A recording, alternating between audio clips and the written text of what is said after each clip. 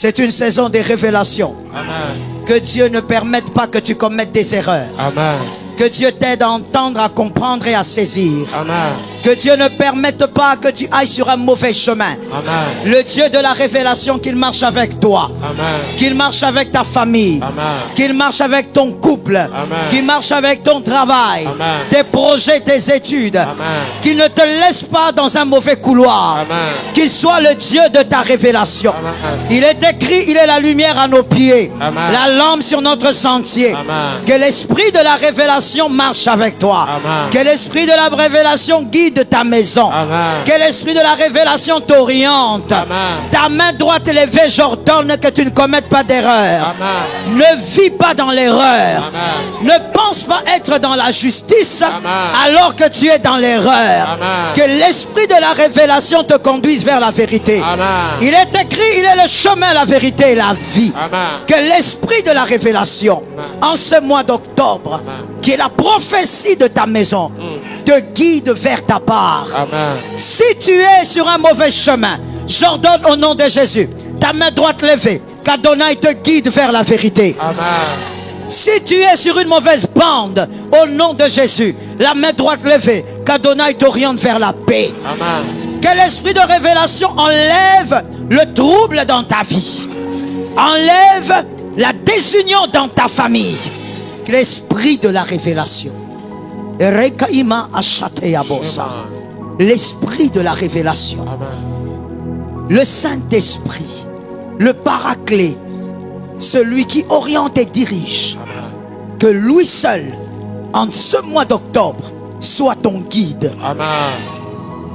Tout ce qui était dans ta vie par erreur, la main levée au nom de Jésus, Amen. que cette chose sorte par la révélation. Amen.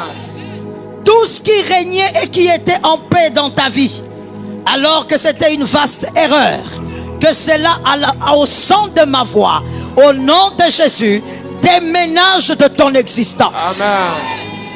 Amen. Rimakoyash. Amen. Il est écrit, confiez-vous à l'Éternel, vous serez affermis. Amen. Confiez-vous à ses serviteurs, vous réussirez. Amen. Je déclare au nom de Jésus de Nazareth, l'esprit de la révélation illumine ton esprit, éclaire ton esprit. Amen. Que ton esprit sorte de l'obscurité. Amen. Que ton esprit sorte des ténèbres. Amen. Que le mensonge qui avait pris place déménage. Amen. Au nom puissant de Jésus-Christ. L'esprit de la révélation n'étudie pas par erreur. L'esprit de la révélation n'accepte pas ce travail par erreur. L'esprit de la révélation. Amen. Ne sois pas séduit par l'argent par erreur. Amen. L'esprit de la révélation. Amen. Ne te marie pas par erreur. Amen. L'esprit de la révélation. Ne change pas de pays par erreur. Amen. Par convoitise. Amen. L'esprit de la révélation. Amen. Même quand il n'y a pas de pain à Bethléem, attends la révélation. Amen. Lord Jesus, je connecte au nom de Jésus toute l'assemblée à une onction de révélation. Amen. Que le mensonge se détache de toi. La main droite levée, ton prénom localisé dans les mondes des esprits. Que l'esprit de la révélation te montre la voie. Ragikos. Tout ce que le diable avait planté comme mensonge, qui est devenu vérité au fil du temps, que cela déménage au nom de Jésus. Amen. Les batailles qui se seront imprimées dans ton corps, ta santé n'est pas en paix. Je fais appel au Paraclet, l'esprit de la révélation. Saint-Esprit, touche ce corps, guéris ce corps, car il est écrit, par tes meurtrissures ils sont guéris. Amen. Au nom puissant de Jésus. Amen. Lève bien la main droite, cite ton prénom 3 fois. Au nom de Jésus, que l'esprit de la révélation entre dans ta maison, s'assied dans ta maison, vive avec toi dans ta maison. Et toutes les nuits, que ce soit l'esprit de la révélation qui parle. Qu'aucun de tes enfants ne soit visité par un homme de nuit. Amen. Par une femme de nuit. Amen. Par un démon des eaux. Amen. Par le pouvoir des ténèbres. Par les principautés. Amen. Au nom de Jésus de Nazareth. l'esprit de la révélation dans la maison. Rekaya, c'est que tu manquais par ta force, que cela te soit accordé par l'esprit de la révélation. Saint-Esprit, je te fais confiance. Je crois que tu agis avec celui-ci. Ce n'est pas simplement un mois que tu lui accordes sans opération, mais tu accomplis des opérations surnaturelles, des actions surnaturelles, des actions incomprises par les hommes, car elles sont surnaturelles. Au nom de Jésus-Christ, Raïkaya, le ciel a entendu, la terre a enregistré, la nature y travaille. Au nom de Jésus-Christ, Amen. La révélation. La révélation, selon le dictionnaire, la révélation, c'est la découverte de ce qui était secret. Selon le dictionnaire, la révélation, c'est la découverte de ce qui était secret. Virgule. Un phénomène par lequel des vérités cachées sont révélées. Un phénomène par lequel des vérités cachées sont révélées d'une manière surnaturelle. Un phénomène par lequel des vérités cachées sont révélées d'une manière surnaturelle. Selon les Écritures, parce que nous sommes circoncis, nous sommes enfants de Dieu. Selon les Écritures, c'est-à-dire selon la parole de Dieu, la révélation et la communication de Dieu à l'humanité. J'espère que tout le monde écrit, sauf personne. Ce n'est pas un lieu de distraction. Merci. La communication, la révélation et donc la communication de Dieu à l'humanité. Virgule, par laquelle Dieu se manifeste et se fait connaître. C'est selon les Écritures. La communication de Dieu à l'humanité par laquelle Dieu se manifeste et se fait connaître. Voici maintenant la troisième définition qui est ma compréhension des choses, la compréhension donc de Joël Kabasele. Voici ma compréhension de la révélation. La révélation est le fait d'accéder à une vérité inaccessible pour le commun de mortels.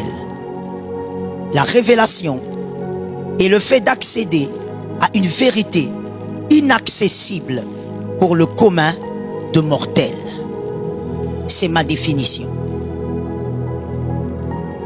Lorsque Dieu révèle, parce qu'il y a deux entités qui révèlent, il y a Dieu et le diable. Dieu révèle pour la bénédiction. On résume la révélation de Dieu par la bénédiction. À chaque fois qu'il veut te révéler, il t'a béni. Il veut te bénir. Le diable révèle pour la destruction. Car il est possible que le diable vous parle d'une chose cachée, d'une vérité cachée, mais pour votre propre destruction. On n'oublie pas, et on écrit s'il vous plaît, que révéler veut simplement dire faire connaître. Voilà pourquoi le diable aussi révèle. Révéler veut simplement dire faire connaître. Faire connaître. C'est ça, révéler. Donc, Dieu révèle, le diable aussi révèle. En quoi la révélation divine, puisque c'est ce qui nous concerne en tant que circoncis, en quoi la révélation divine est essentielle pour les circoncis? Pourquoi est-ce qu'il est essentiel que toi, circoncis, enfant de Dieu, que tu vives absolument dans la révélation? Ce n'est pas une option, c'est une obligation. Tu dois vivre dans la révélation. En quoi cela est essentiel? Premièrement, la révélation est essentielle pour les enfants de Dieu parce que elle vous évite d'avancer dans l'erreur. La révélation est essentielle pour les enfants de Dieu parce que premièrement, elle vous évite d'avancer dans l'erreur. Que cela n'arrive pas au nom de Jésus. Il est très facile d'avancer dans l'erreur. Très facile. La limite est très mince entre l'erreur et la vérité. Proverbe 29, 18. La révélation nous évite d'avancer dans l'erreur. Proverbe 29, 18. Quand il n'y a pas de révélation, le peuple est sans frein. C'est-à-dire que le peuple se cogne, se heurte à quelque chose qu'il ne devait pas. Heureux si observent la loi. Si ils observent la loi, c'est-à-dire la révélation. Le peuple qui avance sans révélation est un peuple qui avance vers sa perte tout en s'acclamant. Le peuple qui avance sans que Dieu ne parle, sans des instructions divines, c'est un peuple qui avance en souriant alors que le peuple va vers sa mort. C'est un peuple qui croit réussir alors qu'il est en train de mourir. C'est ça le manque de révélation. C'est ça, être sans frein. Tu souris, tu crois que tu réussis, mais tu es en train de mourir. Une année encore et tu vas constater ta mort. 2 ans encore et tu vas constater que tu étais dans la bêtise la plus totale. Le peuple sans frein est celui qui avance en croyant qu'il fait bien parce qu'il a de bons résultats, alors qu'on peut avoir des bons résultats et échouer. Je reprends cela pour celui qui dormait et pour qu'un homme intelligent cogite. On peut avoir des bons résultats dans une saison, mais en train d'échouer. Les bons résultats ne veulent pas dire que vous réussissez. Parce que n'oubliez pas que les bons résultats dépendent de beaucoup de choses. J'ai déjà enseigné ici les principes du cosmos. Lorsque vous s'aimez, forcément vous allez récolter. Qui que vous soyez, même le plus grand occultiste est soumis à cette loi. Tu peux voir donc la récolte et penser que tu réussis alors que tu ne réussis pas. La terre a seulement obéi à un principe. Mais toi, tu es en train d'échouer. La révélation doit te sortir de l'échec. Dis à ton frère, la révélation. Je n'ai pas dit parle à la chaise, s'il te plaît. Dis à ton frère, la révélation. Le frein, c'est la capacité d'entendre Dieu et de savoir qu'on est sur un mauvais terrain. On est dans un mauvais couloir. On prend un mauvais chemin. On a besoin de la révélation. Que Jésus nous délivre du mal. Être dans l'erreur. De manière très brève, je veux dire ceci. Vous faites le mal en croyant faire le bien. Vous allez trop vite en croyant avoir un rythme normal. Vous êtes en retard, mais vous pensez que cela est très normal et que ça arrive à tout le monde. Attention avec l'erreur. On a besoin de la révélation. On peut être dans l'erreur parce qu'on a fait une bonne chose avec les mauvaises personnes. On peut être dans l'erreur parce qu'on fait une bonne chose, mais avec les personnes non adéquates. L'erreur est quelque chose de très subtil. On a besoin de la révélation. La révélation est essentielle pour les circoncis, deuxièmement, parce qu'elle accorde la sagesse. L'homme intelligent va loin, l'homme sage pérennise ses résultats. L'homme intelligent va loin, l'homme sage pérennise ses résultats. La révélation accorde la sagesse. Celui qui est au courant de certaines choses ne tombe pas dans certains pièges. Je prie qu'en ce mois d'octobre, Dieu t'accorde un esprit de révélation. De toutes les manières, c'est l'esprit qui plane sur cette assemblée. Si toi, tu ne le vis pas, c'est que tu n'es pas connecté à cette assemblée. C'est l'esprit qui plane sur cette assemblée, car c'est la prophétie du mois. Je répète la phrase. Celui qui est au courant de certaines choses ne tombe pas dans certains pièges. Jérémie 4, 22. Vous êtes au courant de certaines choses, comme je l'ai dit dans ma définition à moi. C'est connaître ce que le commun de mortels n'arrive pas à accéder. Tout le monde ne sait pas, mais toi tu sais. Et comme tu sais, tu ne tombes pas dans certains pièges. On ne comprend pas pourquoi toi tu ne tombes pas. C'est simplement parce que tu sais. Tu es divinement averti. Jérémie 4, 22 dit, certainement mon peuple est fou. Que Dieu nous en délivre.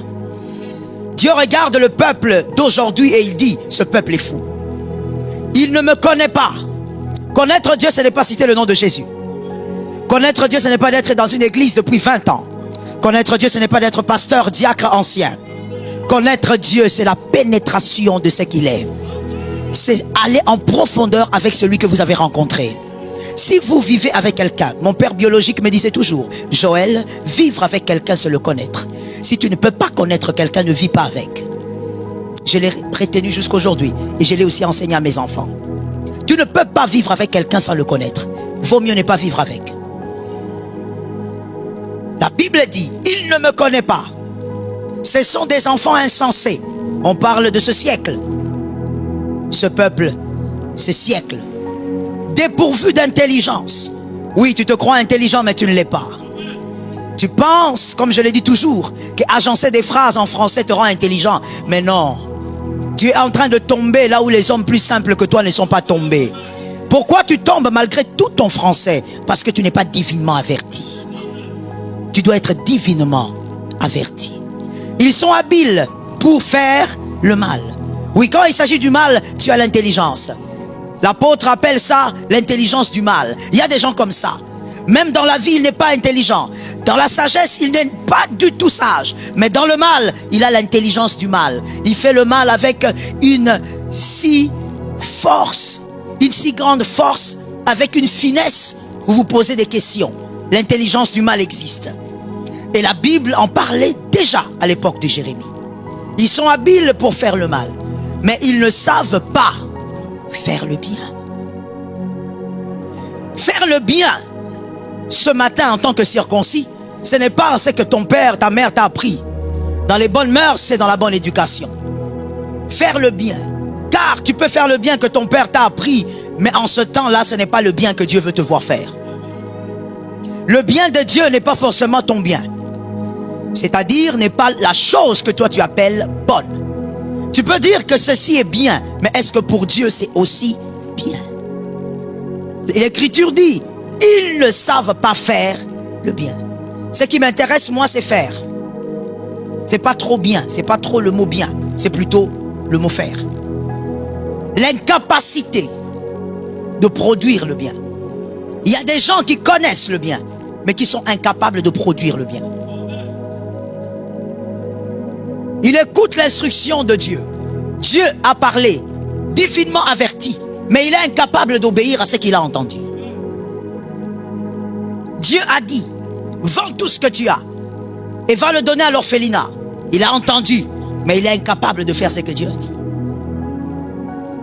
Nous sommes dans un siècle où les circoncis, certains, sont dans l'incapacité de faire le bien. Pourquoi dans l'incapacité de faire le bien? Le Saint-Esprit n'a pas pris toute la place. Comme on l'a dit, je crois, au dernier culte du mois passé, ils sont encore contrôlés par leur propre chair, maîtres de leur propre vie. Tant que tu seras maître de ta vie, tu ne sauras pas faire le bien. Car une écriture te jugera. Le bien que toi tu vas crier, Dieu considère cela comme des bassesses, comme de la boue, comme une vaste distraction.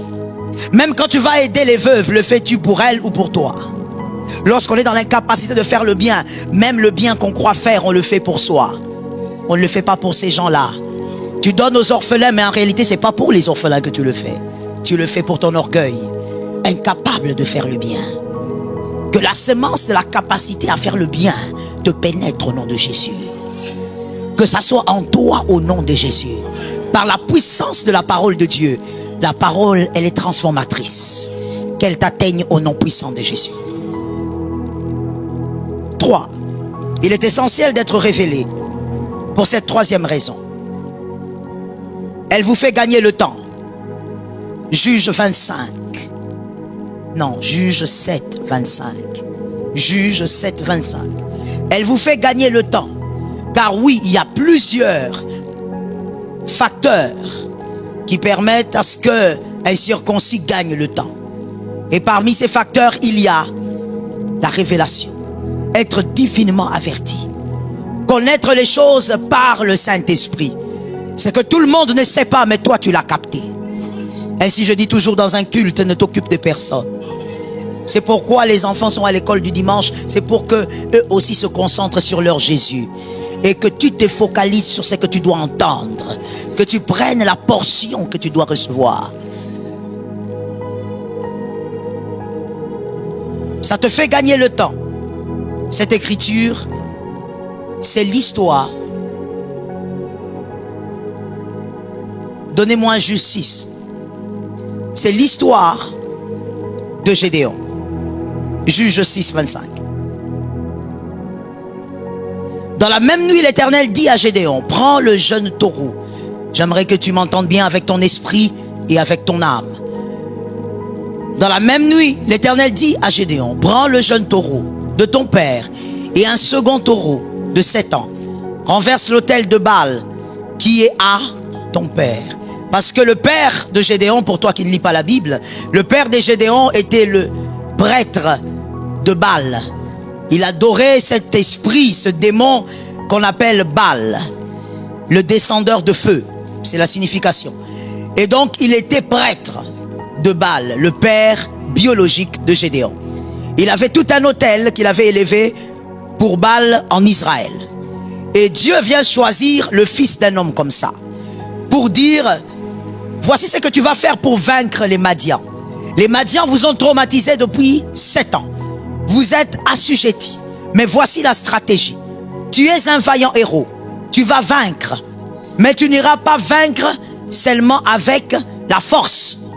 Même si l'ange lui avait dit va avec la force. Malgré ça, il vient d'abord faire intervenir cette écriture. Il vient donner cette instruction. Quelqu'un m'a dit, je dois être divinement averti. Que la vie et la mort soient pour toi, et c'est au pouvoir de ta langue. Il lui dit, et abat les pieux sacrés qui est au-dessus. Je n'ai pas eu le temps de vous présenter cette image de Baal qui était une statue qu'on avait posée dans un temple et on avait mis un pieu sur sa tête. C'est tout cela est symbolique, ça veut dire des choses que je ne vais pas expliquer maintenant, ça va me prendre du temps. Et Dieu dit, va dans le temple de ton père, que ton père a élevé.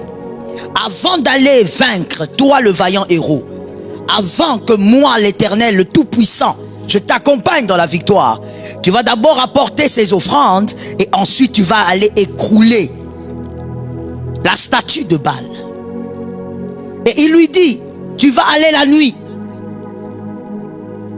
Je suis ton Dieu, je suis tout puissant. Je peux te délivrer de toute cette armée, mais ne va pas les affronter. Ne va pas la journée. Le maître en stratégie, c'est Dieu. Voilà pourquoi je prie qu'un circoncis reçoive l'onction de la sagesse. Le don de la sagesse. Un circoncis doit être sage. Dieu lui-même navigue dans la sagesse. Il est tout puissant. Il pouvait délivrer Gédéon du père de Gédéon et de tous les prêtres de Baal. Mais il lui dit, ne va pas combattre la journée, on va te voir. Va la nuit, quand tout le monde dort. C'est là que toi tu vas détruire la statue. Après l'avoir détruite, tu vas venir avec ses offrandes. Et moi, je serai avec toi. Lorsqu'on est divinement averti, ça nous fait gagner le temps. Si Gédéon était allé sans instruction, il se serait peut-être battu pendant des jours pour gagner ce que Dieu pouvait lui donner en un seul jour. Et c'est ma prière pour toi. Que tu sois averti pour que tu gagnes le temps. Ce que les autres peuvent avoir dans 40 ans, que tu puisses l'avoir dans une matinée. Ce que les autres ont cherché pendant 5 ans, que toi tu puisses l'avoir dans une semaine. Parce que tu es divinement averti. Let me talk to you. Divinement averti, selon cette écriture, veut aussi dire, c'est que Dieu voulait dire de manière tacite, que tu peux échouer dans ta saison. Parce qu'avant tout ça, il a été appelé vaillant, c'est-à-dire que c'était sa saison. C'était sa saison. Tu peux échouer dans ta saison parce que tu n'as pas fait ce qu'il fallait faire. Tu peux échouer dans ta saison, écoutez-moi bien s'il vous plaît, parce que tu peux avoir dans ta vie quelque chose qui rend fort tes adversaires. Tu peux échouer dans ta saison parce que tu as quelque chose dans ta vie qui rend les adversaires forts. Sans l'instruction de Dieu, tu ne pourras pas t'en débarrasser. Gédéon devait vaincre, mais en Israël, il y avait quelque chose qui rendait puissants les ennemis. C'était l'autel de Baal. Il fallait détruire l'autel de Baal pour que le vaillant héros soit vaillant héros. Sinon tu seras appelé, mais tu mourras comme un médiocre. On peut être appelé vaillant et mourir comme un médiocre. Mourir comme un homme faible. La révélation te permet de savoir qu'est-ce que tu dois débarrasser dans ta saison pour que tu sois un vaillant héros véritable.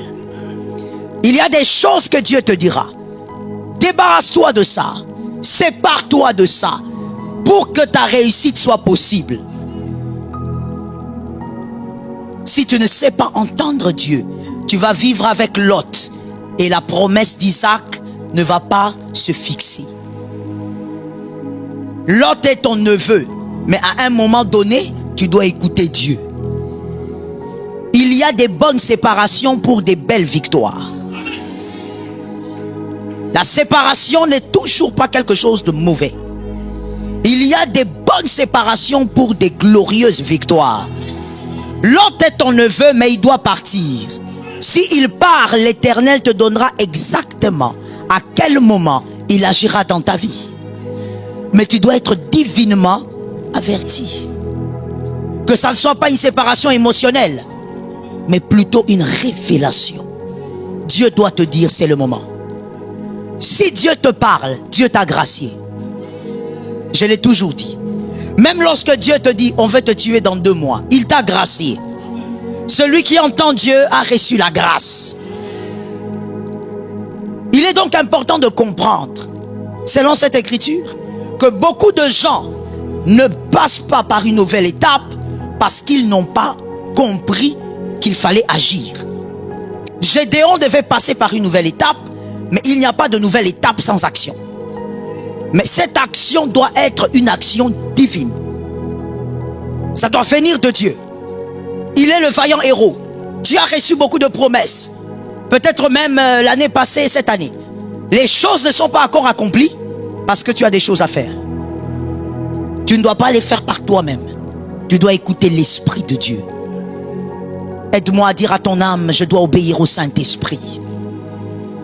Alors je lui dis, mais utilise cette arme parce qu'elle aussi travaille là-bas. Alors ma mère me regarde, elle me dit, écoute-moi bien. Il me dit, je ne veux pas utiliser une arme contre elle, mais je vais laisser Dieu l'enseigner. Et elle m'a dit, Joël, regarde bien ce qui va arriver à cette dame. Je l'ai écouté. Même si, dans mon âme d'une fillette de 9 ans, je n'étais pas convaincu. Les années sont passées. Les années sont passées. Ma mère est décédée. Les années sont passées. Un jour, j'étais quelque part dans un bureau, en ville. Je rentre dans ma voiture. Je regarde à ma gauche et je vois la dame. Folle. Sans babouche, sans chaussures, rien. Avec à peine un pagne qui voulait même tomber. Pratiquement nue. Et c'est une femme qui a de la masse. Je regarde autour de moi, je dis je vois pas bien. J'ouvre la portière et je descends. Je regarde. J'ai dit oui, c'est elle. Et je la vois en train de parler, de crier, en train d'agir comme une folle au fait. Je regarde. Et comme ça, comme si quelqu'un cliquait dans mon esprit, la phrase de ma mère résonne. Regarde ce qu'elle va devenir. Et je la voyais partir. Personne pour la sortir de cette situation. Elle avait des enfants, elle a des enfants. Si elle est vivante, je ne sais pas. Et ce jour-là, j'ai compris quelque chose. C'est pas seulement la phrase de ma mère qui a commencé à résonner dans mon esprit, mais c'est plutôt la connaissance qu'elle avait. Comment savait-elle que ça allait mal se finir pour elle? Divinement avertie. Elle n'avait pas le temps d'haïr cette femme. Elle a travaillé avec, elle a servi cette femme comme elle a servi toutes les autres dames. Elle avait beaucoup d'occasions pour lui faire du mal, mais elle n'a jamais utilisé cette arme. Parce que divinement avertie, Dieu lui avait dit, laisse-moi faire. Lorsque tu es divinement averti, tu ne vas pas haïr les hommes. Tu sauras que le mal qu'on te fait, il y a quelqu'un qui s'en occupe. Tu gardes ton cœur. Tu n'as pas le temps de réagir. Même si la chair veut que tu réagisses. La chair te dit, mais attends, tu es naïf. Comment on peut jouer avec toi comme ça? Mais l'esprit te dit, attends. Toutes les méthodes ne sont pas les bonnes. Les méthodes divines sont les meilleures. Je bénis celui qui a compris. La révélation vous révèle également, permettez cette tautologie-là. La révélation vous révèle également l'attitude à avoir face à chacune de vos batailles. Justement, comme je viens de donner cet exemple. La révélation vous permet de savoir, de connaître quelle attitude avoir face à chacune des batailles. Toutes les batailles ne se gagnent pas de la même manière. Et dans votre vie, telle que vous êtes là, vous avez plusieurs batailles. Plusieurs batailles qui, des fois même, se chevauchent. Plusieurs batailles qui vous acculent au même moment. Un homme de la destinée, une femme d'une grande destinée ne peut pas vivre sans bataille. Il est normal que tu aies des combats.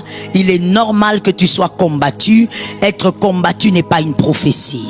Il est très normal. Et il est normal que tu en aies plusieurs. Tout dépend de la taille de ta destinée. Quelqu'un a regardé un voisin et lui a dit, tout dépend de la taille de ta destinée. Lorsque votre destinée est impressionnante, vous aurez des batailles impressionnantes. Vous aurez des batailles impressionnantes. Des batailles, toi-même tu regardes, tu dis, je veux mourir demain, ça c'est sûr. Et tu arrives à ce fameux demain, tu es là. Il n'y a pas de grande couronne sans des grands épines. Tu veux une grande couronne? Tu auras des épines très pointues qui te feront très mal. Même celui qui a mangé ton pain va lever les talons contre toi. Une grande destinée est attachée à des très grandes batailles. L'étoile majeure affronte des grandes obscurités. C'est comme ça. Car elle ne peut pas briller sans ténèbres. Où sont vos carnets? D'accord. Elle ne peut pas briller sans ténèbres. Il faut les ténèbres pour que l'étoile majeure brille. Et donc, faible bataille, ordinaire destinée. La révélation te permet donc d'avoir l'attitude qu'il faut face à chaque bataille. On n'affronte pas Goliath de la même manière qu'on doit affronter Pénina. Merci d'écrire et merci de retenir. Goliath est une bataille qui a été créée pour que vous puissiez exprimer votre foi. Goliath est une bataille qui a été créée, évidemment par Dieu, pour que vous puissiez exprimer votre foi, virgule, et que la révélation de votre personne soit connue de tous. Pour que les hommes sachent que vous êtes un vaillant. Que les hommes sachent que vous avez un Dieu. Pour que les hommes sachent que vous n'êtes pas le petit gardien d'un petit troupeau. Que vous êtes le roi d'Israël. Ça c'est Goliath. C'est le type de bataille que vous affrontez dans la vie pour que le monde sache que vous êtes grand. Que vous avez une grande destinée. Que votre maison ne définit pas votre étoile. Que vos habits ne définissent pas votre étoile. Ça c'est Goliath. Goliath ne s'affronte pas comme Pénina. Aujourd'hui, je préfère te parler de Pénina. Pénina, ce sont les batailles que j'ai nommées dans cet enseignement, les Koach. C'est en hébreu. Ce sont les batailles que j'ai nommées les Koach. K-O-A-C-H. K-O-A-C-H. Les Koach. C'est-à-dire quoi? En hébreu, Koach veut dire le pouvoir, la force et la valeur de Dieu. J'aime beaucoup la valeur de Dieu. Koach veut dire le pouvoir, la force et la valeur de Dieu. Les Péninas sont les Koach. Ce sont les batailles. Quand ces batailles arrivent, ce n'est pas pour démontrer la grandeur de votre destinée. Non. C'est pour démontrer la grandeur de Dieu. Il y a une très grande nuance à faire entre Goliath et Koach et Pénina. Le Koach, Pénina, c'est pour démontrer la valeur de Dieu. Quand ça vous arrive, c'est pour démontrer aux hommes la valeur de Dieu. Quelle valeur Dieu a? C'est pour démontrer la force de Dieu. Ce n'est pas pour démontrer votre force à vous. Ce n'est pas pour que les femmes vous chantent vous, comme avec Goliath. C'est pour que les hommes chantent Dieu. Quand Goliath tombe, Dieu s'organise pour qu'on te chante toi. C'est ton nom qui est cité dans toute la famille. C'est ton nom qui est célébré. Mais quand il s'agit de Koach, Pénina, on ne parle pas de toi, tu disparais, on parle de Dieu. Est-ce que quelqu'un m'a capté? Et donc, on prend l'écriture, 1 Samuel 1, 6 à 10. 1 Samuel 1, 6 à 10. 1 Samuel 1, 6 à 10. Lorsque le combat Koach arrive dans ta vie, et c'est divinement averti que tu comprends ces choses, car même cet enseignement est la parole de Dieu. C'est l'instruction de la révélation. Quand le Koach arrive dans ta vie, Pénina, cette bataille, ce n'est pas pour que Anne soit célébrée, c'est pour qu'on célèbre Samuel.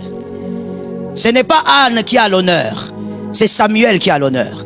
Et qui est Samuel? Samuel, c'est le pouvoir de Dieu.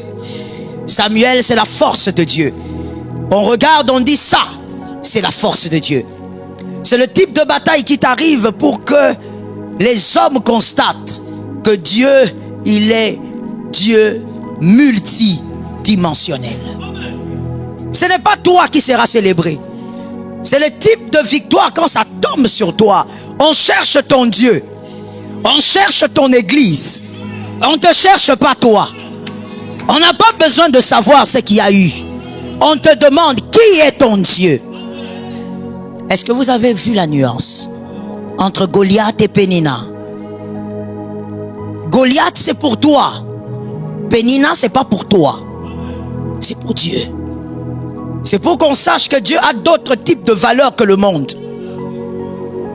Est-ce que ça tombe sur une maison? En ce mois d'octobre, tu vas affronter Pénina. C'est pourquoi je te parle de Koach. Parce que c'est la bataille que tu affronteras.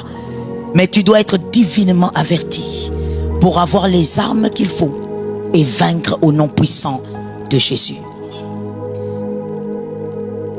Comment vaincre donc Pénina, le Koach? La révélation te fera comprendre, selon l'écriture que j'ai déjà donnée, la révélation te fera comprendre que c'est une bataille qui arrive à se vaincre par ces armes-ci. Première arme, le silence. Le silence. Toutes les batailles ne demandent pas des affronts. Toutes les batailles ne requièrent pas des affronts. Que tu te tiennes devant Goliath, c'est bien, mais on ne se tient pas devant Pénina. Devant Pénina, c'est le silence. La bataille que tu vas affronter en ce mois d'octobre, voici les armes que tu devras utiliser. Sinon, tu vas échouer. Parce que c'est divinement averti que Dieu te parle. C'est divinement averti que tu es, je l'espère, ce matin. Le silence. Avec le Koach, avec Pénina, un quelconque affront va créer la distraction. C'est le genre de bataille que tu vas affronter en ce mois d'octobre. Si tu veux affronter ces hommes que le diable va utiliser, tu vas entrer dans la distraction. Si tu veux affronter ces hommes que le diable va utiliser en octobre contre toi, tu vas entrer dans une distraction qui va t'éloigner même de l'onction. Tu vas entrer dans les disputes, ça ôte l'onction. Tu vas entrer dans les palabres, ça ôte l'onction. Écoute-moi très bien, tu vas entrer dans les justifications et je vais te choquer, ça ôte l'onction. Lorsqu'on est appelé à vaincre et on commence à se justifier devant les hommes, Dieu se retire. Parce que tu ne vas pas vaincre par ce que tu dis. Tu vas vaincre par l'Éternel. Et l'Éternel ne se justifie pas. Dieu ne se justifie pas. Est-ce que quelqu'un m'entend? Le silence te permettra de vivre. J'espère que tu écris. Le silence te permettra de vivre également ton brisement pendant la bataille. Puisque c'est la gloire qui doit revenir à Dieu, il faut que toi tu disparaisses. Dieu va te briser alors que tu es dans la bataille, mais Dieu te brise encore. Le silence crée le brisement. On t'accule, on te reproche des choses, on détruit ta réputation comme Pénina, mais tu gardes silence. Parce que Dieu veut te briser. Lorsque la gloire va venir, elle ne sera pas pour toi. Et donc tu dois subir toutes ces choses en silence. Quelqu'un a dit à son frère, on doit apprendre à être silencieux.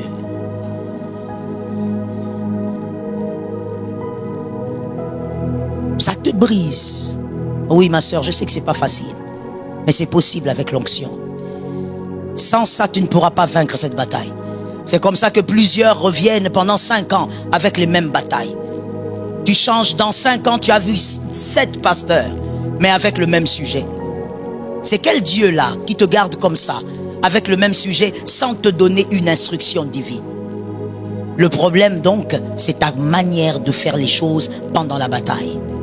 Si face à Pénina, tu vas chercher la pierre, tu vas échouer. La pierre, c'est pour Goliath, c'est pas pour Pénina. L'arme avec Pénina, c'est le silence. Il parle, il t'insulte, il t'humilie. Oui, je veux toucher à ça. Il t'humilie, il te rabaisse par des paroles horribles, mais tu te tais. C'est une école. C'est toute une école. Oh, je vous dis, c'est toute une école. Il faut passer par cette école-là. Ça t'assagit. Il te crée des problèmes. Ça peut venir de n'importe où. Il est écrit, vous aurez pour ennemis les hommes et les femmes de votre propre maison. Ça peut venir de tes frères. Ça peut venir de ton père. Ça peut venir de ta maman. Ça peut venir de n'importe qui. Ça peut venir d'un ami. Ça peut venir d'un mari, d'une femme. Elle te rabaisse, elle t'humilie. Il te diminue. Le diable l'utilise pour que tu aies l'impression que tu ne vaux rien. Mais tu te tais. Tu ne te tais pas parce que tu manques d'arguments. Tu te tais parce que tu veux laisser Jésus être ton argument. Que Jésus même soit ton argumentaire. Tu te tais. Tu auras cette bataille en octobre. Je viens comme le messager de ta vie ce matin. Tu l'auras. Si ça n'a pas commencé, ça va commencer. Ou alors ça a déjà commencé. Ça va prendre de partout. Même celui qui était en paix avec toi va s'élever contre toi. Tu vas te poser la question, où est-ce que tu as raté? Qu'est-ce que tu as raté de faire? Le silence. Dieu veut te briser. Parce que la gloire de l'homme, des fois, se trouve dans les réactions. Je veux prouver que j'ai quelque chose à dire. Je veux prouver que je ne suis pas n'importe qui. Je veux prouver que moi aussi j'ai une bouche. Mais la bouche n'est pas faite que pour parler. La bouche est aussi faite pour se taire. Voilà pourquoi l'agneau, il est allé à l'abattoir, il n'a rien dit. Il avait une bouche. N'oublie pas que si on veut parler comme les hommes, c'est cette bouche-là qui avait créé l'univers. Mais il s'est tu. Ils ont fait tout ce qu'ils voulaient faire sur lui. Ils ont craché, ils l'ont humilié, ils l'ont rabaissé. Il n'a rien dit. Lorsque Dieu veut manifester sa gloire dans une bataille, tu dois être brisé. Sinon tu diras, c'est parce que tu avais fait. C'est parce que tu avais la sagesse de dire. C'est parce que tu avais l'intelligence de faire. Or, Pénina, ce n'est pas toi qui es visibilisé. C'est Samuel. Samuel, c'est ce que Dieu est capable de faire. C'est la puissance de Dieu. Il va te briser dans cette bataille. J'ai entendu plusieurs fois certaines personnes dire, mais déjà j'ai des problèmes, le Seigneur veut encore me briser. Oui, il va te briser pour que la gloire revienne à lui seul. Est-ce que c'est un message pour quelqu'un? Est-ce que c'est un message pour quelqu'un? Il va te briser. Toi qui es tout le temps en train de parler à chaque fois que les gens parlent. Les gens n'ont même pas encore commencé. Mon frère, tu sais, tu parles beaucoup, mais les gens ne t'ont jamais touché. Est-ce que les gens t'ont déjà touché? Est-ce que les gens ont déjà touché à ta réputation? Est-ce que les gens ont déjà touché à ta vie? Regarde un voisin, dis-lui, on va se battre avec le silence. Dis à un autre, parce qu'il faut toujours changer de voisin, on ne sait jamais. Dis à un autre, on va se battre avec cette arme appelée le silence.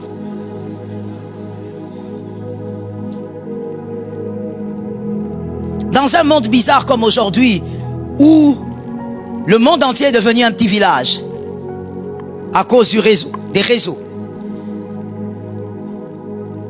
Le pasteur Joël Kabasele, on lui a même donné un ex qu'elle ne connaît pas. Qu'elle ne connaît pas. Mais on a dit c'est mon ex. Même lui là où il est étonné.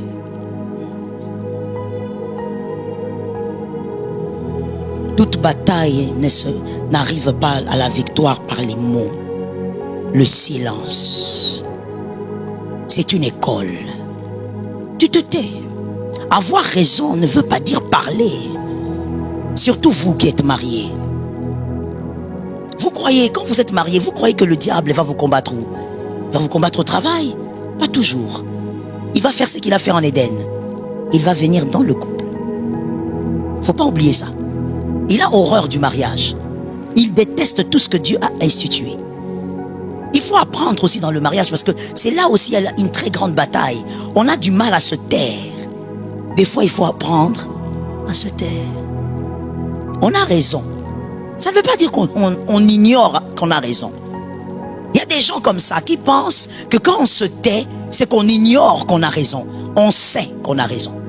Mais on a choisi une arme par révélation. Le silence.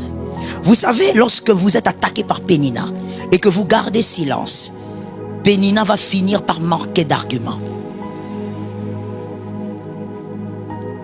Si vous voulez que l'eau s'agite encore plus, jetez-y des choses. Mais si vous n'y jetez rien, l'eau va se calmer. La bataille avec Pénina, c'est le silence. Dieu veut vous briser. Oh, je disais, le silence est une école. Tu seras ce meilleur parleur là, mais qui a appris à se taire?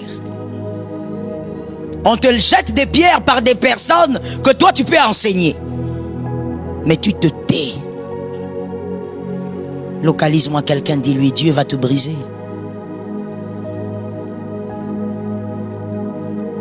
Non, mais moi je suis fatigué avec ce mari. Je suis fatigué avec cette femme. Et si c'était ton brisement? Je pose une question. Et si c'était ton brisement? Et si c'est la voie que Dieu a choisie pour te donner le caractère du Christ? Arrête d'aller te plaindre. Et si c'était ton brisement? Dieu ne se fait pas célébrer au travers d'une personne qui n'a pas été brisée. Parce que lorsque Dieu voudra qu'on célèbre Samuel, toi tu vas parler de toi.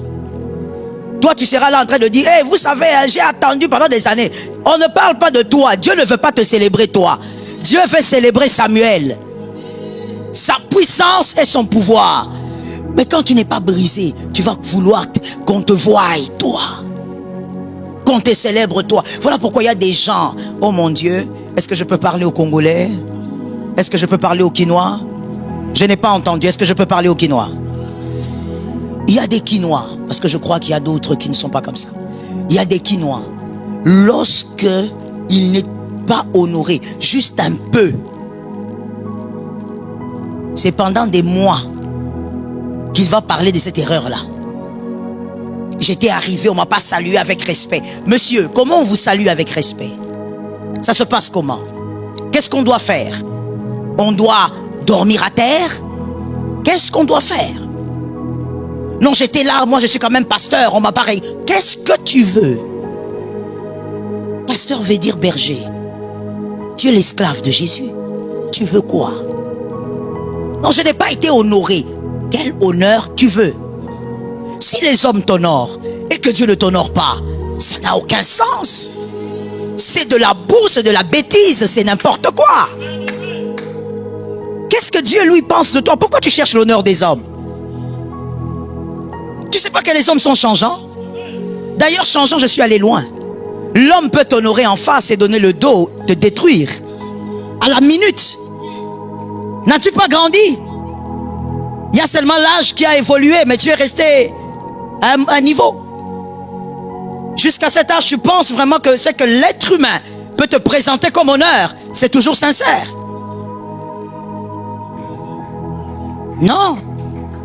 Il peut venir, il étale même des pagnes sur toi. Mais pendant qu'il étale, il te maudit. Pendant qu'il étale, il maudit tes enfants. Pendant qu'il étale, il dit, moi je l'ai connue, elle a fait des avortements quand elle avait 15 ans. Il peut monter toute une histoire contre toi qui n'a jamais existé pendant qu'il est en train de t'étaler les vêtements. Mais toi, jusqu'aujourd'hui, tu es addict à l'honneur des hommes. Tu n'as pas compris la vie. Cherche l'honneur de Dieu. Si Dieu t'honore, alors là, tu te sens honoré. Si Dieu t'agrée, tu te sens honoré. Si Dieu est avec toi, alléluia. David a dit, pourvu que l'Éternel soit avec nous. Si l'Éternel est avec toi, sens-toi honoré. I praise the name of Jesus.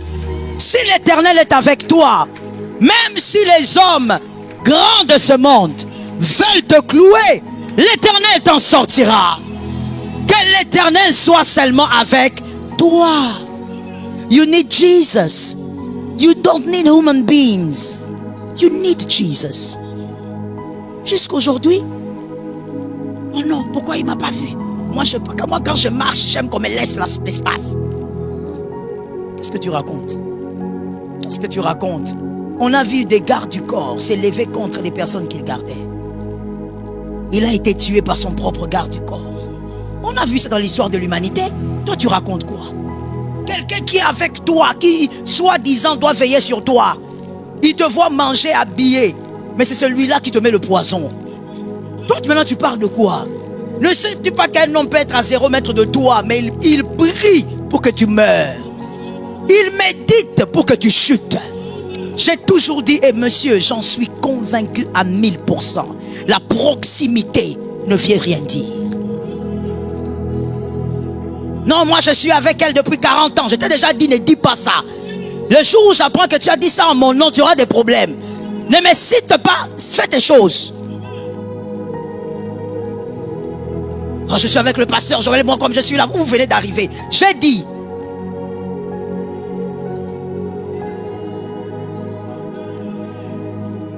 Ça ne veut rien dire. Un homme peut nourrir sa méchanceté pendant des années à côté de vous. Et attendre le bon moment pour frapper au bon endroit. Le cœur de l'homme est tortué par-dessus tout. Combien de fois il y a des gens qui ont regardé, qui ont dit, mais mon Dieu, est-ce que c'est vraiment lui? Lui, ça n'a pas commencé aujourd'hui. Salomon a dit, il n'y a rien de nouveau sous le soleil. David a regardé un homme comme David, bon de cœur comme lui. Il dit, mais attends, c'est pas celui à qui j'ai donné mon pain.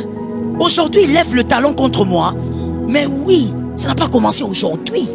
Voilà pourquoi si toi tu le fais, je ne serais pas étonné. Ça n'a pas commencé aujourd'hui. C'est celui qui mange généralement le pain qui lève le talon. Pourquoi? Il t'a vu rire. Il t'a vu sourire. Il t'a vu pleurer. Il sait où toucher. Que Dieu te donne une révélation. Les hommes qui vont t'entourer, que Dieu t'accorde une révélation. Est-ce que quelqu'un m'entend bien? Que Jésus nous délivre du mal. Le silence permet le brisement. Dieu vous brise.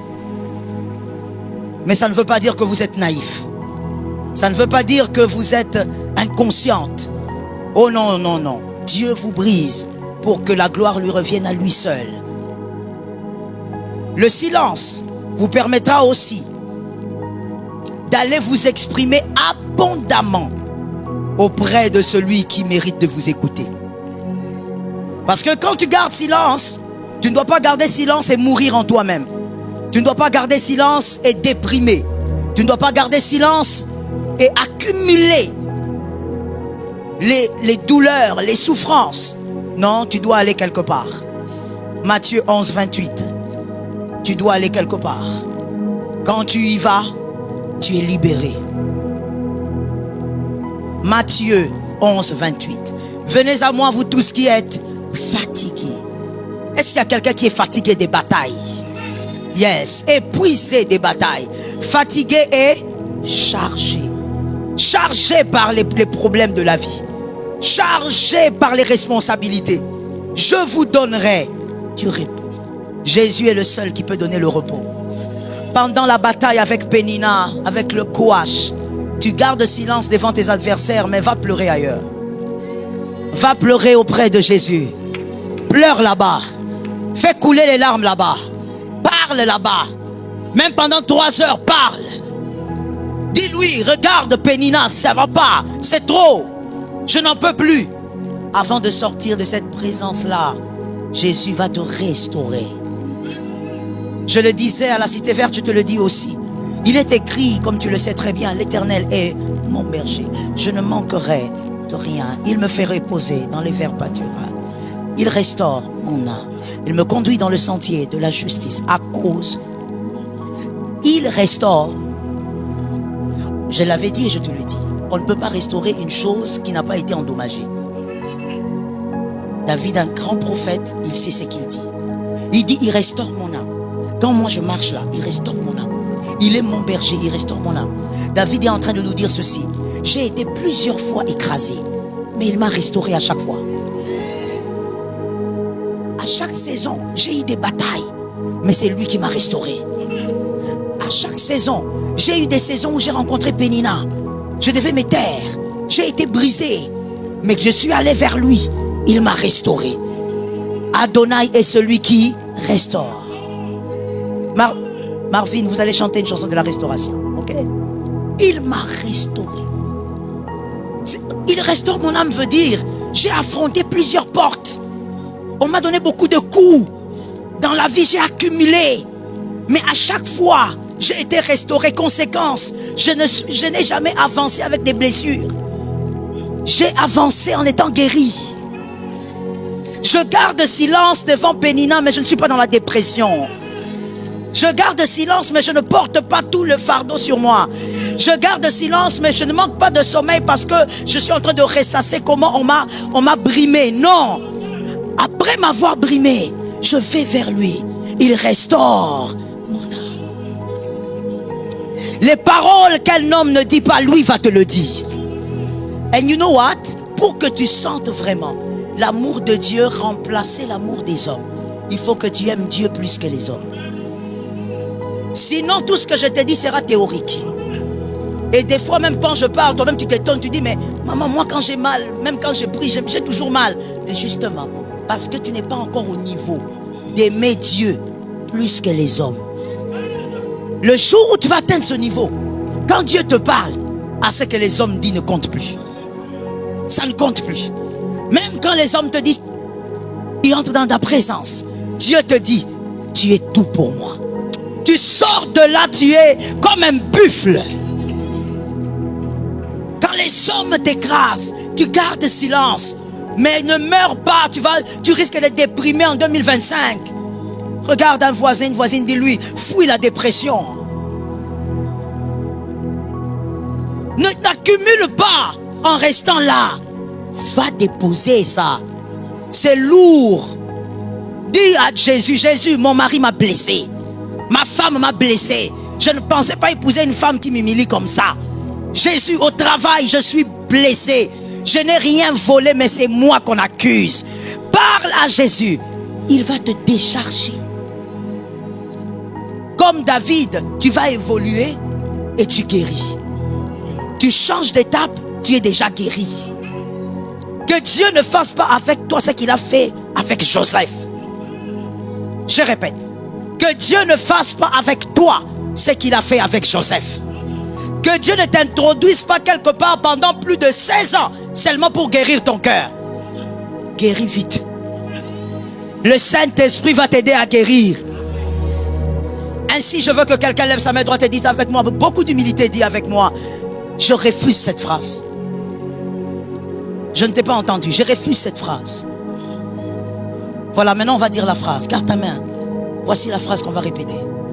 Moi, je ne supporte pas ça. Merci. Attendez, n'acclamez pas encore. Écoutez, en tant que circoncis, vous devez être capable de tout supporter.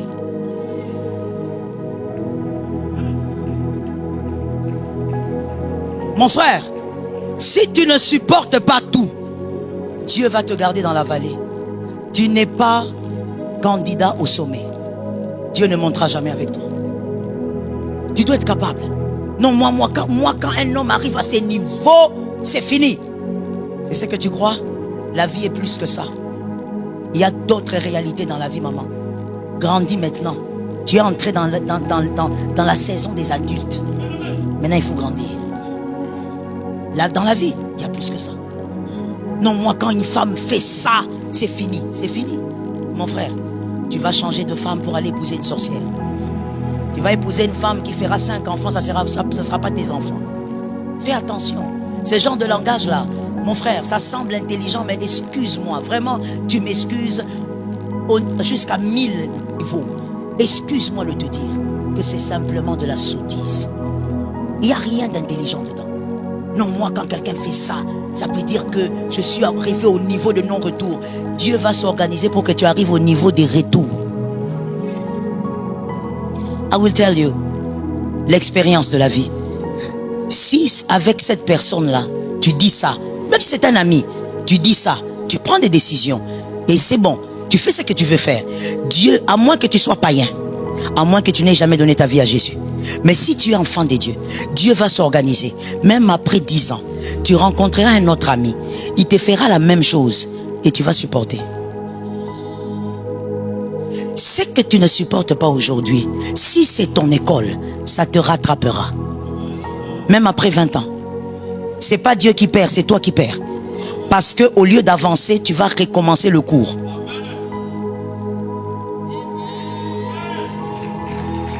Les hommes intelligents ont compris. Avec Dieu, dans l'école de Dieu, tu ne vas rater aucun cours. Oh non, j'ai 49. Frère, tu vas récupérer ce cours-là. Oh non, moi j'ai eu 55. Tu vas récupérer jusqu'à ce que tu fasses 100%. Même après des années, ce que tu refusais de supporter quand tu étais jeune, tu vas supporter à ta vieillesse. Un enfant de Dieu ne doit pas avoir ces langages-là. Il n'y a rien d'intelligent dedans. Réfléchis simplement. Qu'est-ce que tu ne supportes pas? Voici ce que moi j'ai compris dans la vie. C'est qu'on dit, quand on dit, moi ça je supporte pas. La vérité, s'il vous plaît, je veux vraiment que l'on cogite avec les hommes intelligents. La vérité, ce n'est pas que tu ne supportes pas la chose. La vérité, c'est la personne qui est devant toi. Si la même chose est faite par ton frère, tu vas supporter. Si la même chose, c'est ton sang qui le fait, tu vas supporter. Même si tu te fâches, même si tu fais 2 jours, tu boudes, tu vas rentrer. Le problème donc, ce n'est pas la chose, c'est la personne qui l'a faite. Gagne le temps. Le cours dans l'école de Dieu en 2025, ne le zappe pas à cause de ton orgueil. Apprends, comprends et avance. Est-ce que quelqu'un m'entend bien? Entends, comprends. Listen.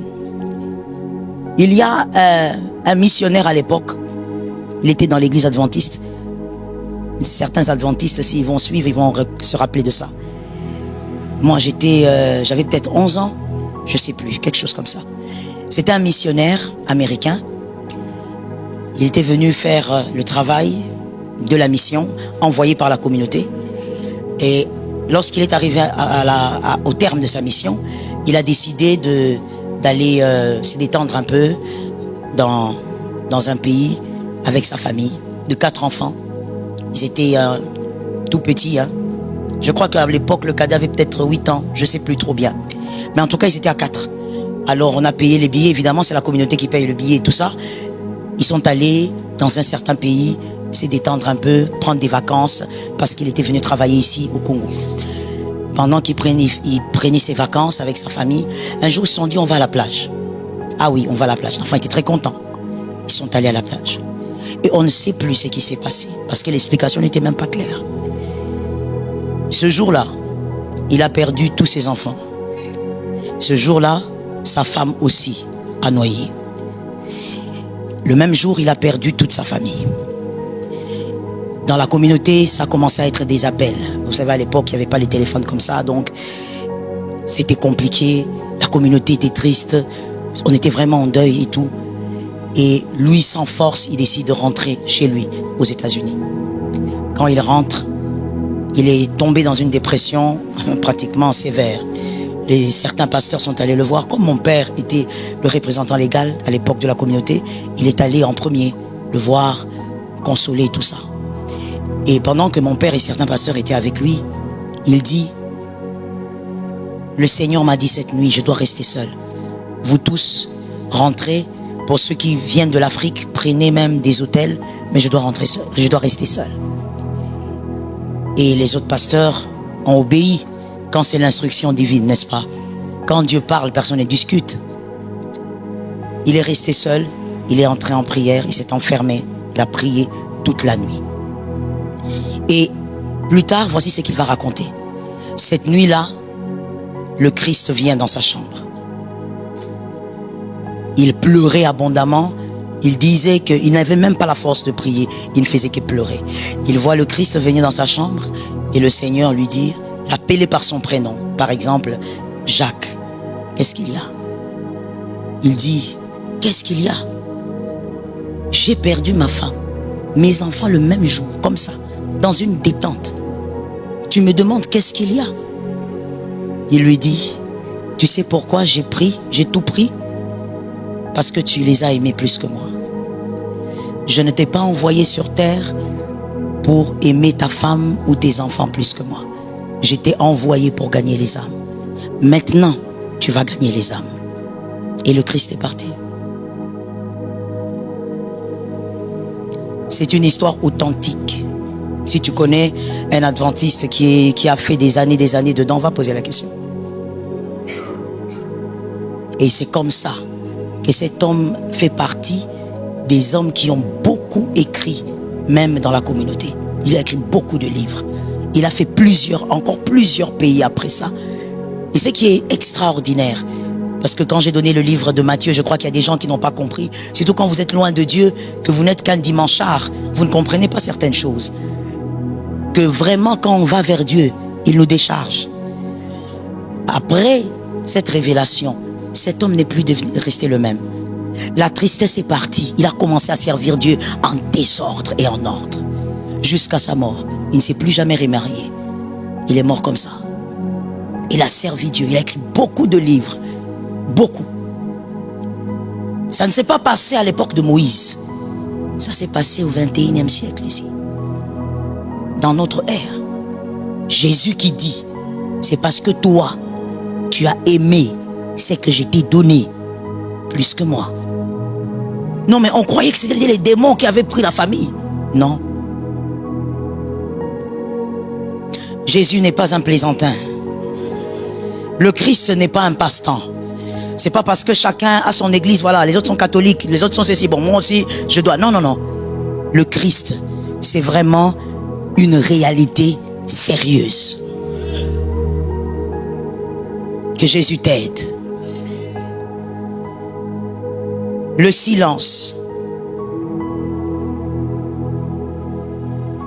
Lorsque vous êtes acculé par Pénina, il faut aller auprès du Créateur qu'affronter la créature.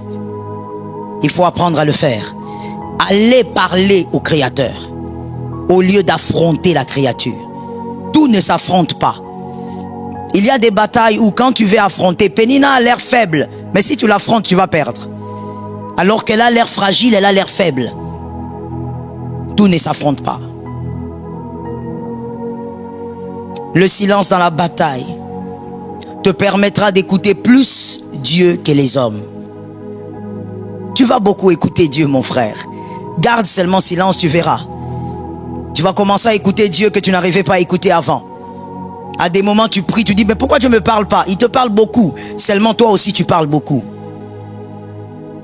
Dieu ne parle pas quand les hommes parlent. Garde silence, tu vas l'entendre parler. Vous savez, quand on parle par exemple de Moïse,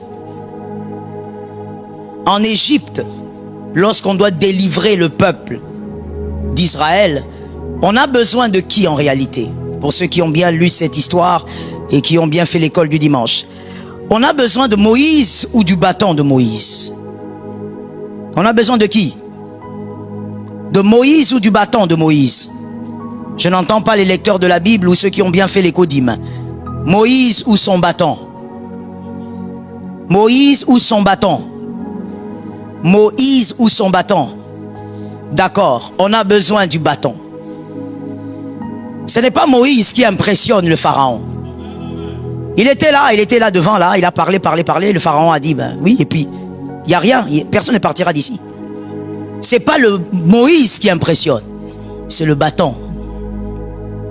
Mais le bâton de Moïse ne devient que serpent à quel moment? Quand il lâche le bâton. Lâcher le bâton est une marque de confiance. Croire en celui qui peut transformer cela en serpent.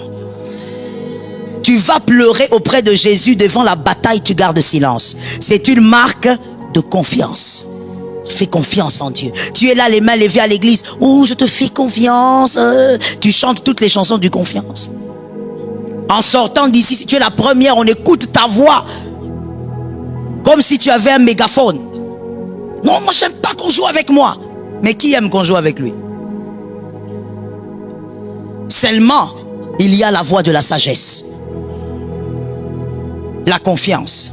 Quand tu gardes silence, c'est aussi une façon de dire à Dieu, j'ai confiance en toi. Je ne comprends rien, mais j'ai confiance en toi. C'est toi qui m'as amené dans ces choses ici, Seigneur, j'ai confiance en toi. Arrête ces genres de phrases, mon frère. Regarde-moi très bien. Arrête ces genres de phrases où tu dis à quelqu'un, moi quand je t'aurais rossé. Je n'ai jamais vu quelqu'un qui regrette son état de saleté. Mais chez les circoncis, ça se fait. Chez certains enfants de Dieu, on le voit. Qui est celui qui peut regretter son vomi? Non, je vais mieux le dire. Je vais mieux le dire, ça sera bizarrement dit, mais je crois que c'est ce qu'il faut. Qui a envie de remanger son vomi? Pourquoi tu fais le visage comme ça? Pourquoi tu fais le visage comme ça? Tu as pensé directement au vomi, hein? Tu as vu, tu n'as même pas vu ça, mais ça t'a dégoûté directement. Qui est celui qui a envie de remanger son vomi? Alors, si tu ne peux pas remanger ton vomi, comment tu envies ton état avant le Seigneur? Non, moi, avant de connaître Jésus, tu ne pouvais pas, toi, me parler comme ça. Oh mon Dieu. Tu es en train d'envier le vomi, là. Il n'y a rien de bon avant de connaître Dieu. Tu étais un homme charnel, un homme animal. Les vraies valeurs, c'est en Jésus. Mon Dieu, parle un peu comme David. Voilà pourquoi Dieu aimait David, vraiment. Mais parle un peu comme David. Si un homme se lève pour t'insulter, dis, c'est l'Éternel qui a voulu qu'il parle. C'est ce que David a fait. Tu apprends là-bas que oh non, il y a quelqu'un qui t'insulte. C'est l'Éternel qui a ouvert sa bouche pour qu'il parle. Que Dieu voie alors que je suis en train de garder silence. C'est ce que David a dit. Pourquoi toi tu dois réagir à tout? Celui qui réagit à tout n'est pas sage. Je répète ça.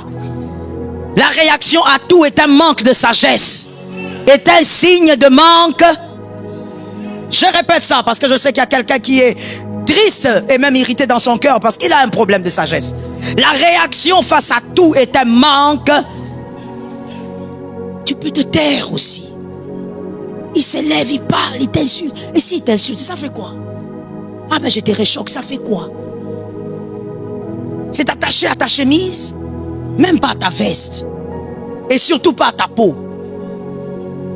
Lève-toi, vas-y. Continue ta vie. Es-tu déterminé par ce qu'ils disent ou par ce que tu es? Es-tu déterminé par ce qu'ils disent ou par ce que tu sais que tu es? Si tu sais que tu es, tu es. Dis à ton frère, sois délivré de ça. Non, parle bien, parce qu'il y a un homme, une femme colérique ici qui doit écouter ça. Dis-lui, sois délivré de ça. Ah, sois libéré, mon frère. Jésus est venu nous libérer du mal. Ah, il n'est pas venu seulement pardonner le péché. Le circoncis aime seulement que Jésus m'a déjà pardonné. Il n'a pas seulement pardonné, il enlève. Toi, tu t'es limité seulement au pardon. Oh, il a pardonné mon impudicité. Oui, mais il enlève ça aussi pour que tu ne sois pas impudique. Toi, tu t'accroches seulement que, oh, il m'a pardonné. Il enlève ça aussi. J'aime cet amen, donne un autre amen. Les circoncis d'aujourd'hui, Bon, Jésus, tu veux me juger? Jésus m'a déjà pardonné ma polygamie là, il m'a pardonné. Il enlève aussi le péché. Il est écrit, il ôte le péché. Toi, tu t'accroches seulement au pardon, pourquoi? Il peut t'enlever ça. Tu peux être un homme sans être impudique. Tu peux être une femme sans être impudique. Il enlève. Qu'est-ce que ça fait? Frère, évolue. Tu es ce que tu es, ça ne changera pas. L'estime, c'est que moi je comprends. Lorsque les hommes t'acculent, t'insultent, te méprisent, bosse encore. Sois la meilleure version de toi-même. Va plus loin que ce qu'ils attendent. Let me talk to you. Quand les hommes parlent, je vais t'expliquer ça. Quand il y a 50 personnes qui parlent, c'est que tu es dans la vallée. Quand il y a 15 personnes, tu commences à monter. Quand il y a une seule personne qui s'élève, c'est que tu es au sommet. Est-ce que quelqu'un m'entend bien? Plus les hommes disent le contraire de ce que tu es, sois meilleur. Sois meilleur et donne encore des sujets à parler. Monte, vis avec le Seigneur et garde ton cœur. Avec Pénina, on applique Exode 14, 14. Quelqu'un m'a dit Exode 14, 14. Quelqu'un m'a parlé avec autorité. Exode 14, 14. C'est cette écriture que tu vas prendre dans ton esprit tout au long du mois d'octobre. L'Éternel combattra pour vous. Et vous, si tu veux qu'il combatte, il faut te taire. Si tu veux que ça soit lui, toi tu dois te taire. Non, Seigneur intervient. Il n'intervient pas quand tu t'agites comme ça. Tu t'agites un peu trop. Tu aimes un peu trop ta fierté. Celui qui est ton Seigneur, on avait écrasé sa fierté. Personne n'est plus grand que son maître. Maintenant, toi, pourquoi tu aimes trop ta fierté comme ça? C'est quand même moi, on ne peut pas me parler comme ça. Ah, Jésus, on a écrasé sa fierté. C'est lui qui a donné du pain à plus de 5000 personnes. Environ 10 000, hein? Parce que les femmes sont plus nombreuses. Il a donné du pain, il a levé les paralytiques. Il a fait parler de lui dans le temple. On a posé la question, qui t'a donné la vue? Qui t'a donné la vue? Comme ça, le Shabbat, comment tu vois? Il dit, je ne sais pas. Tout ce que je sais, c'est qu'il y a un gars que j'ai rencontré là. Il a dit que je vois. Jésus a fait parler de lui partout. Il vient le Shabbat, il dit à une femme, lève-toi, tu es aussi fille d'Abraham, pourquoi tu souffres? Ah, je prends la parole du maître et je dis, tu es aussi un fils de Dieu. Tu ne peux pas vivre comme ça. Tu es aussi un enfant de Dieu. Tu dois avoir la paix dans ce que tu fais. Tu es aussi un enfant de Dieu. Tu dois quand même être calme dans ce que tu fais. Tu es aussi un enfant de Dieu. Hein? Tu dois quand même avoir le shalom dans ce que tu fais. Tu es un enfant de Dieu. Christ vient et dit à la femme, lève-toi, courbée depuis plus de 17 ans. Elle se redresse, elle dit, ah, où est partie la bosse? La bosse a disparu sans imposition des mains. Toi, pour que le miracle arrive, tu vas presser la poitrine de la femme là pour que les cancers partent. Depuis que tu as commencé, on se demande, tu pries pour le miracle ou tu fais un massage, ma mère. Depuis que tu as commencé, et toi aussi la femme en question, là, tu es là, oh l'onction n'a pas d'âge, l'onction n'a pas de tabou. On est en train de te presser pour faire partie des cancers. Comme si on t'a dit que c'est la main du pasteur qui a le miracle de disparition du cancer. Alors qu'il est écrit, par ses meurtrissures nous sommes guéris. C'est Jésus qui guérit, c'est Jésus qui guérit, c'est Jésus qui guérit, c'est Jésus qui guérit, c'est Jésus qui guérit, c'est Jésus qui guérit. Il a fait lever cette femme. La femme s'est redressée, la femme a dit, mon Dieu, je suis redressée. Après autant d'années de souffrance, il m'a libéré.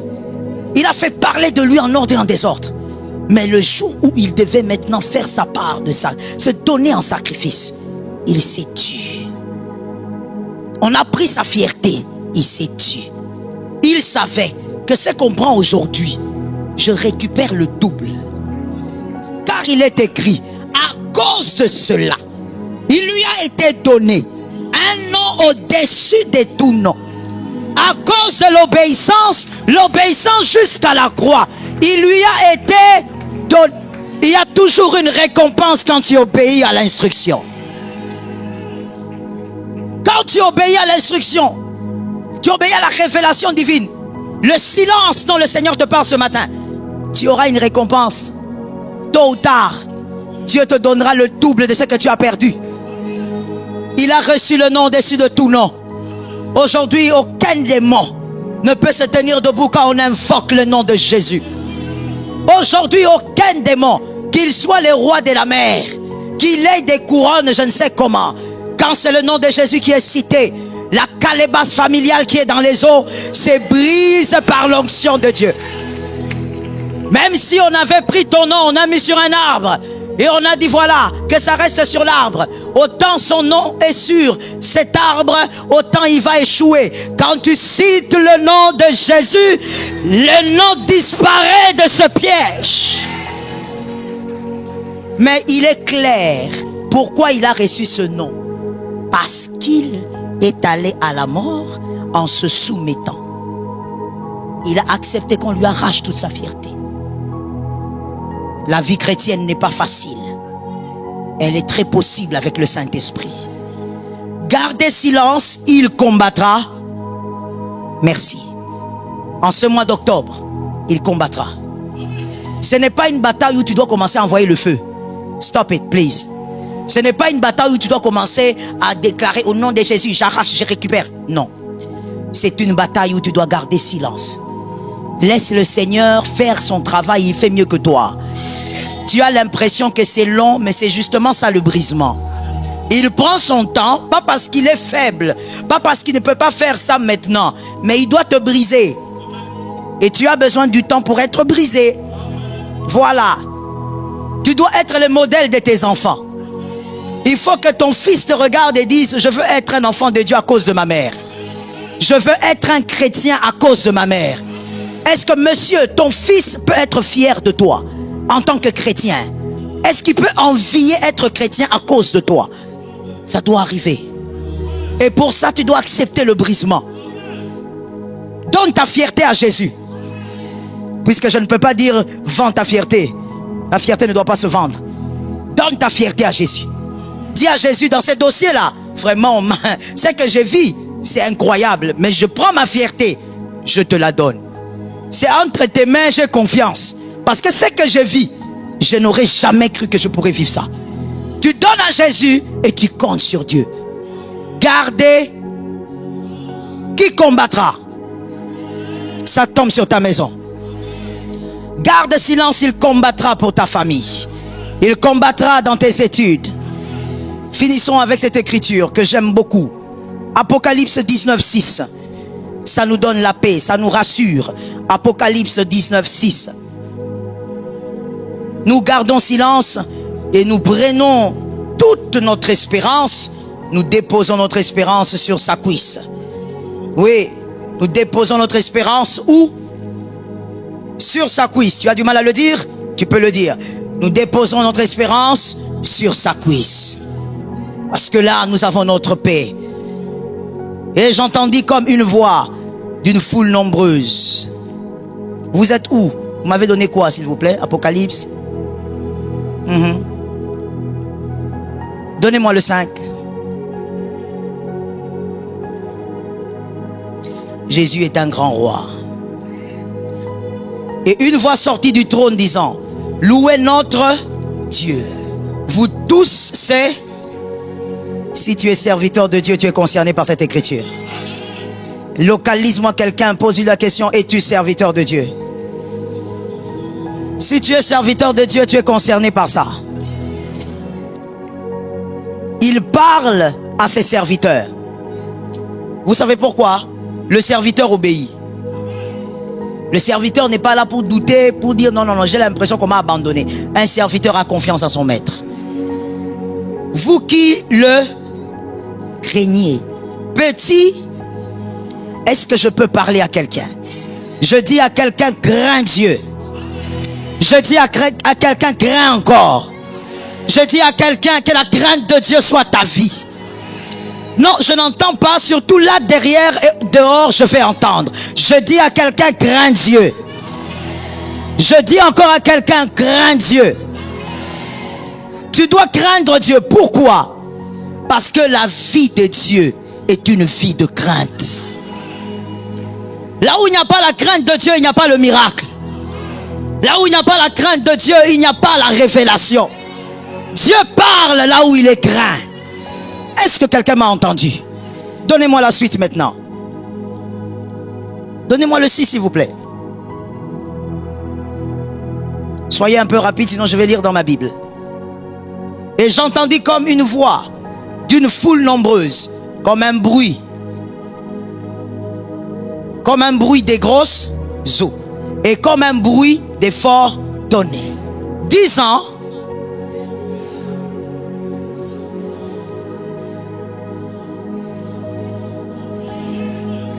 dans ta bataille, Dieu entre dans le règne. Lorsque la bataille est grande, c'est le règne de Dieu. Mon Dieu, est-ce que quelqu'un m'a entendu? Lorsque la bataille est grande, c'est le règne.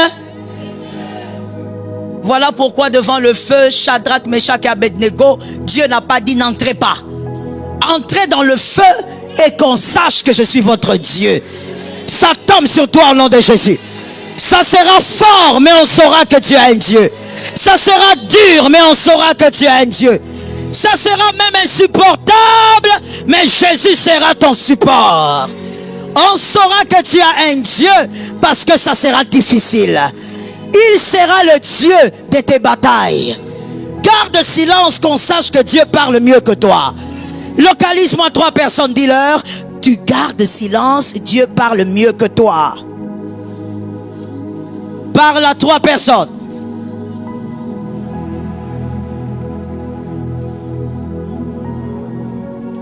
Dieu parle mieux que toi. Dieu parle mieux que toi. Tu gardes silence. Quand la bataille est forte, c'est le règne de Dieu. Ah mon Dieu, j'entends quelque chose, je te le dis. Ce n'est pas terminé. Rien n'est terminé. La bataille est forte, mais ce n'est pas fini. C'est là que Dieu va s'exprimer. C'est là qu'on saura qu'il y a un Dieu qui agit. Que la gloire de Dieu se démontre en ce mois d'octobre. Que la gloire de Dieu se manifeste en ce mois d'octobre. Que la gloire de Dieu se fasse entendre en ce mois d'octobre. Qu'on sache que ta maison a toujours eu un Dieu. Localise-moi 5 personnes maintenant. Dis-leur: cette bataille annonce la venue de mon Dieu. Parle bien mon frère. N'abandonne pas Dieu à cause de Pénina. N'abandonne pas Dieu à cause de la pression. Non, écoute-moi bien. Il y a la pression, mais tu as déjà été pressé. Tu es conditionné à supporter la pression. Est-ce que les élus m'ont donné un amen? Amen. Si tu n'es pas concerné, ne me donne pas un amen. Amen. Si tu es concerné, tu me donnes un amen. Amen. Tu vas supporter la pression parce que tu as déjà été pressé. Amen. Tu vas supporter la pression. Dis avec moi: je viens de loin. Je viens de loin. Non, non, non, je ne vais pas te faire répéter parce qu'on ne sait jamais. Je veux plutôt déclarer: si c'est toi, c'est toi. Si c'est toi, tu sentiras que c'est toi. Amen. Tu viens de très loin. Amen. Tu as vécu beaucoup de choses. Amen. Tu as supporté beaucoup de combats. Amen. Cette bataille ne te tuera pas. Amen. Tu as déjà assez été pressé. Amen. Tu vas supporter la bataille. Amen. Tu vaincras cette affaire. Tu garderas silence. L'Éternel va te donner la victoire. Amen.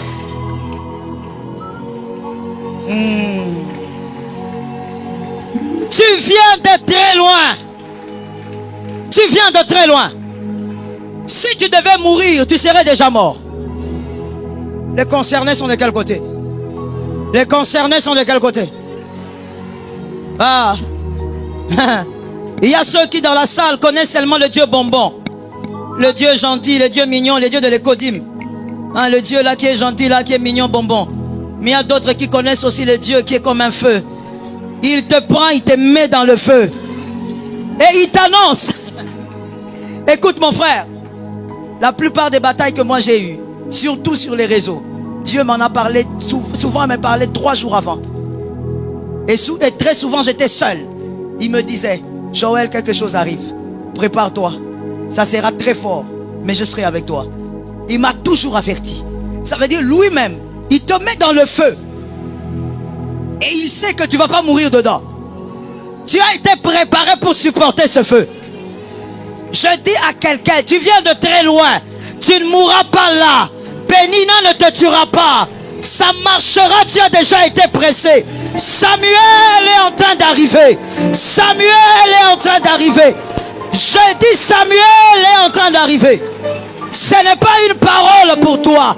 Pour toi, c'est une prophétie. Samuel est en train d'arriver. Ça ne finira pas là. Laisse-moi te parler. Est-ce que je peux te parler? Laisse-moi te parler avec l'âme de celui qui a traversé la vallée. Ce ne sont pas tes premières larmes. Tu as déjà eu à pleurer. Ce n'est qu'une larme de plus. Ce n'est qu'une larme de plus. Tu vas essuyer ces larmes-là aussi. Au mois d'octobre, ça va bouger fort. Mais l'Éternel sera avec toi. L'Éternel te rendra fort. L'Éternel créera son propre miracle. Il va créer son propre miracle. Aide-moi, écoute-moi. Localise seulement les hommes de foi, s'il te plaît. L'atmosphère est l'atmosphère de la foi. Dis à 5 personnes, pendant ces moments violents, l'Éternel va créer ma paix. Il va créer ta paix. Tu ne tomberas pas dans la dépression. Tu n'iras pas parler au monde entier. Les gens ne se fatigueront pas de toi. Il t'accordera la victoire. Ça sera fort, mais il sera là. Le feu sera allumé, mais il sera là. Lève-moi ta main droite, je vais lire cette écriture. Raïka. Et j'espère que vous êtes debout, s'il vous plaît. Le Dieu de la révélation. Le Dieu de la révélation. Voici celui qui est dans tes batailles. Il est entré dans tes batailles avant même de t'y faire entrer. De lui, voici ce qu'il est écrit. Puis j'ai vu le ciel ouvert, et voici paru un cheval blanc. Celui qui le montait s'appelait fidèle et véritable. Je reprends. Celui qui montait sur ce cheval blanc s'appelait fidèle. Des générations en génération, il va faire crier sa fidélité. Dans cette bataille, il fera crier sa fidélité. Dans cette bataille, il fera parler sa fidélité. Tu sauras que ton silence a payé quelque chose de grand. Je prends le 13. Il était revêtu d'un vêtement teint de sang. Il a un vêtement teint de sang. Tant que l'épouse n'est pas avec lui, il a un vêtement teint de sang. Ce sang révèle qu'il te porte. Le châtiment qui nous donne la paix est tombé sur lui. S'ils veulent réclamer quelque chose, qu'ils aillent chez lui. Il a ton sang sur lui.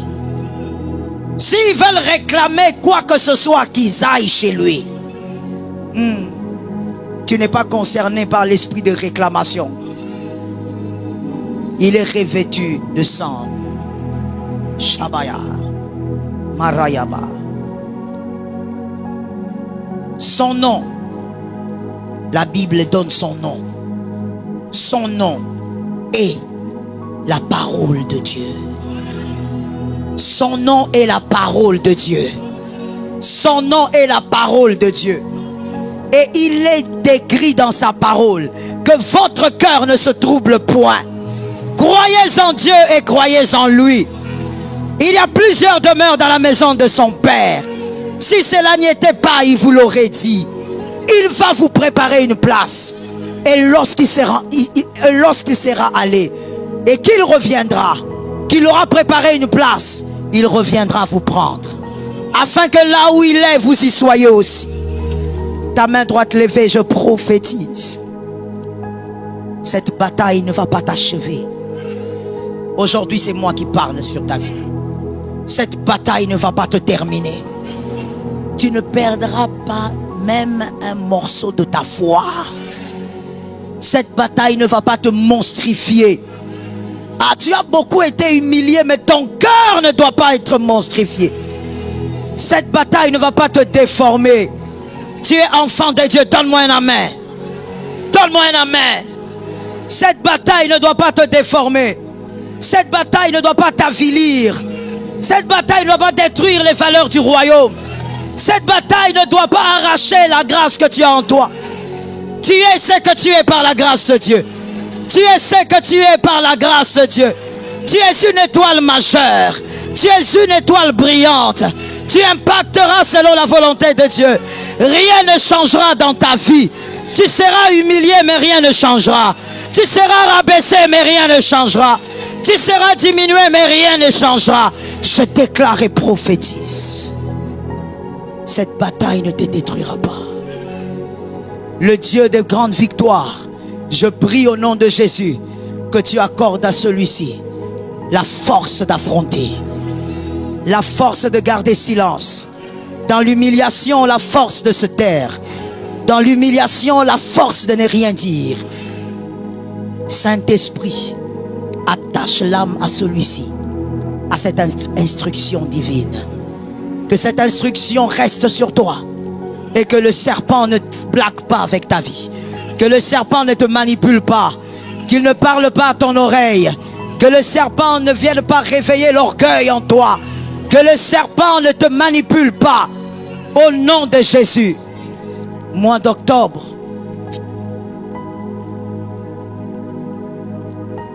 Mois d'octobre. Vis dans la révélation. Mois d'octobre. Sois révélé. Je donne l'ordre au nom de Jésus-Christ. Si tu es dans une affaire qui va te détruire, sois révélé. Je déclare au nom de Jésus. Si tu es dans une relation qui va te détruire, qui va détruire ta foi, ta destinée, que cette relation se brise. Je parle au ciel et à la terre. Je prophétise au nom de Jésus. S'il y a un homme, une femme autour de toi qui veut t'éloigner de la vérité de ta destinée, que cette personne te quitte elle-même. Je prophétise au nom de Jésus. Quand on prophétise, la parole se pose sur tout ce qui existe. Je prophétise et je donne l'ordre. Si tu es dans un projet qui a été initié par le serpent pour te détruire, que cela se brise au nom de Jésus. Je renverse cela. Maintenant, tu peux mettre la main sur la poitrine, s'il te plaît. Que Jésus t'accorde un esprit de révélation. I pray in the name of Jesus. I beg in the name of Jesus. Un esprit de révélation. Ne vis pas sans frein. Tu es enfant des dieux. Ne vis pas sans connaître. Tu es enfant des dieux. Ne vis pas en te détruisant. L'esprit de la révélation. Si ton oreille était encore bouchée aux choses de Dieu, que Dieu te libère. Si tu as un cœur incrédule, que Dieu te libère. Si tu ne peux pas écouter Dieu, il est inutile d'écouter les hommes. Que Jésus t'accorde la force d'obéir. Quand il parlera, même dans les plus petites choses, que tu entendes sa voix et que tu obéisses. Ainsi j'ai prophétisé au nom puissant de Jésus.